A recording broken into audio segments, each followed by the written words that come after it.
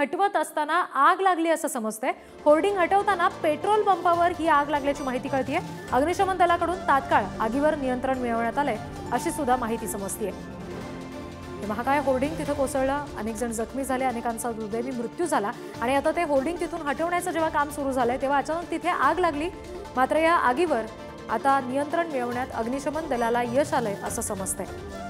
हे महाकाय hoarding petrol पंपावरच कोसळलं होतं आणि त्याच्यामुळे तिथे फार जपून हे सगळं बचाव कार्य केलं गेलं आणि आता होर्डिंग हटवत असताना तिथे आग लागल्याचं समजतंय। मात्र आगीवर नियंत्रण मिळवण्यात यश आलंय। प्रतिनिधी प्रशांत अंकुशराव सध्या आपल्याशी जोडले गेले, त्यांच्याकडून अपडेट्स घेऊया। प्रशांत, सध्याची नेमकी काय परिस्थिती आहे? सगळी परिस्थिती नियंत्रणात आहे का? रिद्धी, काही वेळापूर्वी बचाव कार्य सुरू असताना छोटीशी आग लागली होती। मात्र काही सेकंदातच त्या आगीवर ज्या यंत्रणा आहेत बचाव कार्याच्या त्यांनी नियंत्रण मिळवलं आणि पुढचा धोका जो टळलेला आहे। पेट्रोल पंपावर बचाव कार्य करताना गॅस मशीनचा वापर करू नये अशा प्रकारची जी सुरू झालं होतं। पुढारी न्यूजने सर्वात प्रथम जी माहिती दिली होती की पेट्रोल पंपावर हा सगळा हादसा झालेला आहे, त्यामुळे त्याच्यात कुठेही गॅस कटरचा किंवा वेल्डिंग मशीनचा वापर करता येणार नाही आणि त्यामुळे मोठी जीवित हानी होऊ शकते।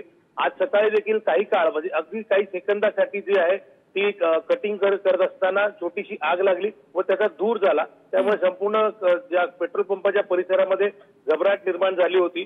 मात्र अग्निशमन दल असेल किंवा एनडीआरएफ असेल यांनी तात्काळपणे त्याच्यावर नियंत्रण मिळवून पुढचा धोका जो आहे तो टळलेला आहे।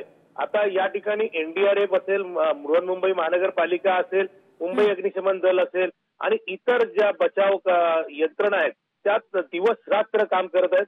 आतापर्यंत जर पाहायला गेलं तर सुमारे 40 तासापेक्षा जास्त तास जे आहेत ते होऊन गेलेले आहेत।